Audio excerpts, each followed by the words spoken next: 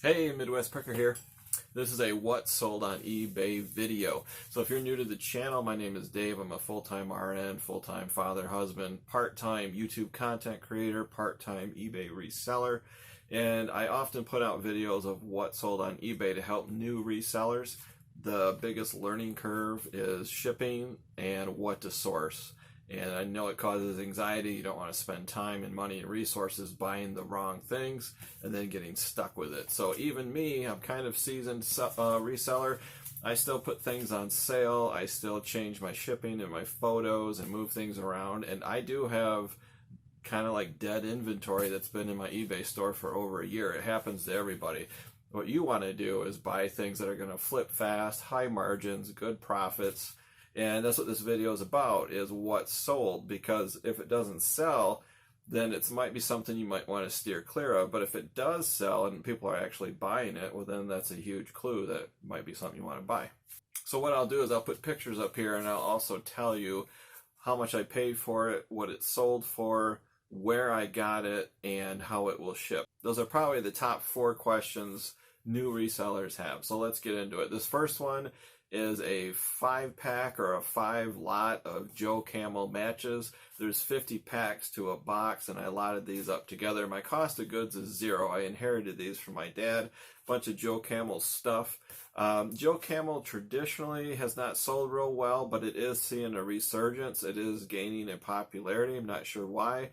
But Joe Camel t-shirts, cup holders, koozies, matches, semi-trucks, Hot Wheels, whatever, Joe Camel, also known as Smokin' Joe, are starting to sell. So these sold for $29.95 plus priority mail shipping on top. And again, my cost of goods is nothing.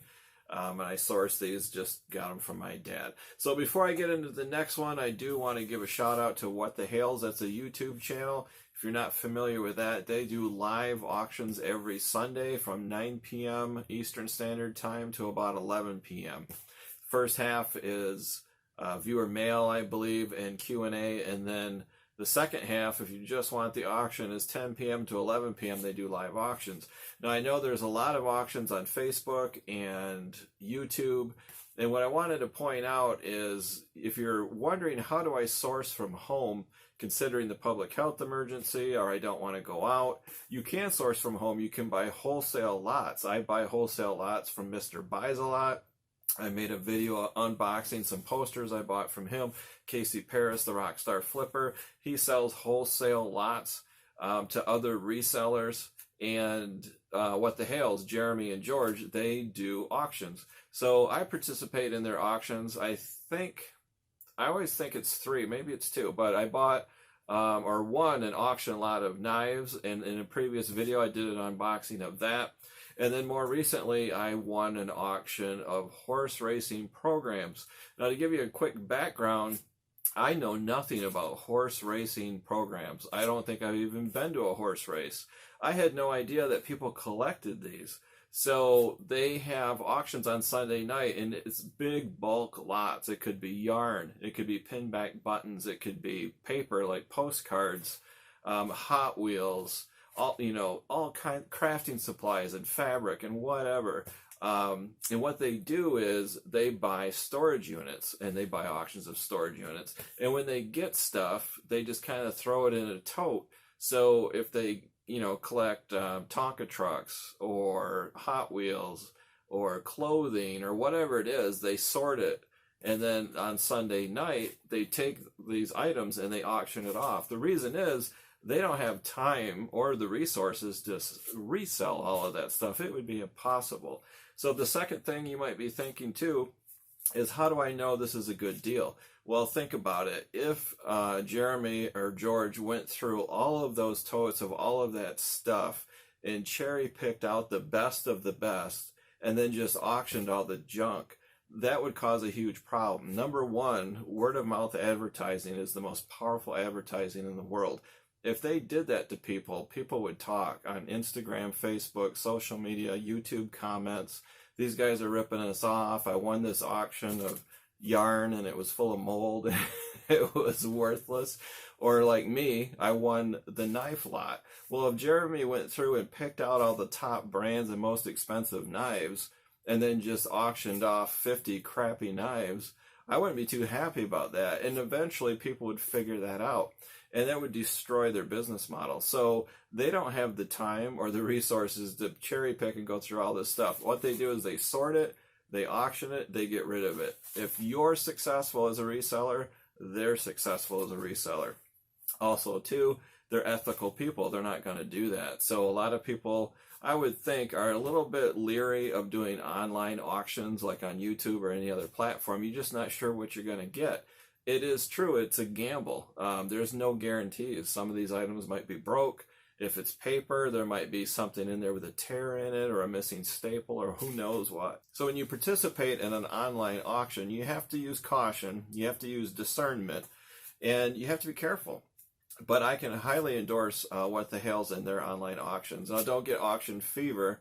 Don't go crazy. And if the lot is, 25 Beanie Babies, don't spend $1,000. Sometimes it can get very exciting and people overbid. So you have to be careful. But as far as the products and what you're getting, it's used mostly. There's no guarantees, no warranties, no returns. So bid accordingly. But this particular night was horse racing programs. So while George was showing them one at a time, building up to the auction, I opened a new tab in my browser, went to eBay. I caught one of the parks. It was Churchill Downs and Keeneland and some other ones. So I went to eBay, I searched it, I went to advanced search and looked at the solds.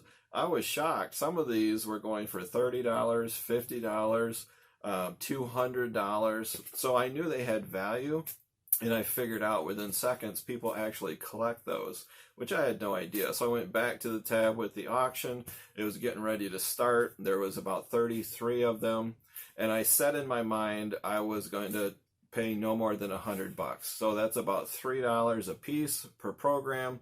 If they're worth 20, 30, 40 bucks, that's a pretty good deal, but I have to be disciplined. I'm not going to bid over that amount. So the auction started. The bidding got excited. Watch this clip here. Midwest Pickers now at 80. Midwest Pickers high bidder at 80. Gwen, 1947. It is about a horse length ahead. $33. Midwest Pickers still ahead. Leading the pack in the race. Rounding the bend. It's Midwest Picker at 80. Constance Rowe now at 85. Leading the pack by a nose. How are you doing, Joe? Well, we're doing great. We're here in the race. We're at the races. Joe, who you got your money on tonight? We now have Constance. Constance at 85. She's in the lead. Constance has taken the lead. We're doing great. Jane Mason didn't get a 275 in. Cecilia. When we started, and Austin. Midwest Picker at 100. Here we go. Let's see what's happening. Sold! Nice job. All right, Midwest Picker. I see Jane, or Cecilia, I see that you said Jane Mason was at 275, but that bid wasn't in the minute to win it, so that didn't count. They would have to put another bid in the minute to win it based on the guidelines that we set. So Midwest Picker, you are high bidder. You know what to do, Midwest Picker, your YouTube name, your real name, your shipping address, and your email address. Nice job, Midwest Picker. Midwest Picker got the knife, that one knife lot, the knife lot. No knife lot tonight. So now got the horse racing lot. He does a lot. He does a lot with what I see on his Instagram and everything. Does a lot with paperwork, all kinds of things. All kinds of things. And Constance is the backup bidder, 85. Constance, your backup bidder. If you want to go ahead and send George a message, you can. Midwest Picker, he pays. So that was an example of the auction. That's the one that I won. I got permission from Jeremy and George to show that video clip. So that's me winning that auction lot, and they have been selling like crazy. I wouldn't say I was lucky. I did my research as quickly as I could before the auction started. And based on my experience, I know people collect just about everything, and they look to be in pretty good condition too. So let's get back into what sold on eBay. So speaking of Keeneland horse racing programs, I'll put some pictures up here. I put a whole ton of these, probably 30 of the 33 as auction, and I sold 4 of them for 25 bucks a piece, plus first class shipping on top. So these 4 paid for the entire lot. So I sold 4 for 25 bucks at the Keeneland. This Beulah Park one sold for $15. All of these are first class shipping on top. This Bowie one sold for $24. This Hamilton one sold for $26. This Ohio one didn't really have a name on it, and I did get a lot of messages with questions from potential buyers and bidders, but eventually it sold as a buy it now for $20. This is a Corvette lapel pin. This is part of my personal collection. I've had this just kicking around the house for a long time, so my cost of goods is $0. It's vintage 80s, and it sold for $35.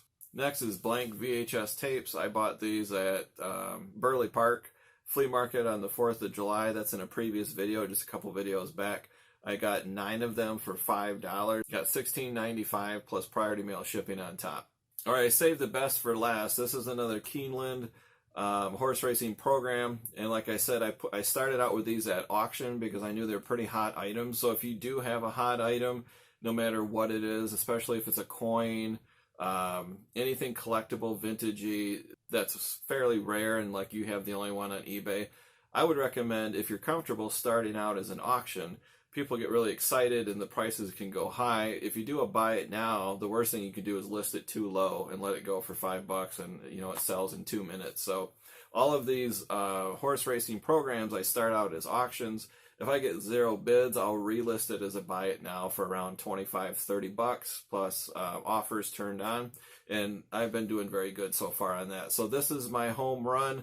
This is a Keeneland horse racing program. The man who put the first bid in sent me a message and says, "Do you have any more?" He was really excited. I said, "I'm sorry, this is the only one I have of this particular date and year."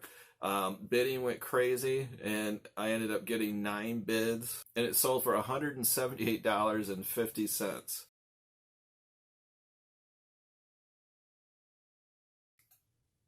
That is crazy. So 9 bids, people were so excited they were going nuts. So also too, anything that sells for this much money, I ship it in a box. That's just my personal thing. Some people will use a padded mailer or a poly mailer or squeeze it between 2 pieces of cardboard and stick it in an envelope. If someone's going to spend $178 on a piece of paper, I'm putting it in a box. So I found a flat box just bigger than the program itself. It was still first class, and I sandwiched it between 2 pieces of foam, and I put a nice packing slip with a nice note on there, "Thank you for your purchase." He gave me great feedback. He said great packaging, super fast shipping. He was thrilled. He only had to pay $178.50 for this program. He couldn't have been happier. Well, I haven't added up the total yet. I'm probably going to do that coming up soon, either on somebody else's live video or my next video. I'm going to tally up how much I've made in sales from these horse racing programs. Just looking at my eBay summary, somewhere north of $400. And I haven't even sold them all yet. I still have about a dozen left to sell. So $100 investment into, who knows, $450, $500. That's not bad at all. And that's not going to happen with every auction lot you bought. I bought those knives from What the Hales, and they're selling slowly. The used ones, the better brand ones, those sold really quick. Whatever I paid for that, it's paid for itself.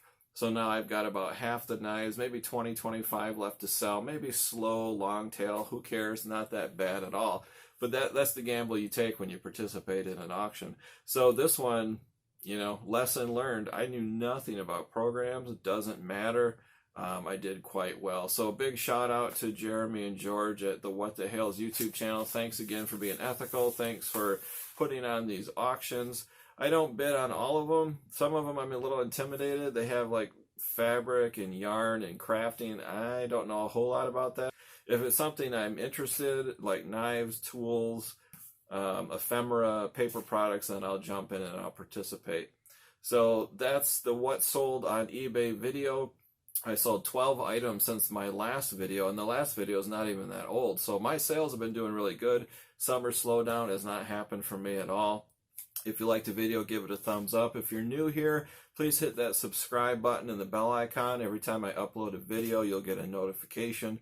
And I love answering questions, so put your questions down in the comments. You can email me any of your questions, and my email link is down below.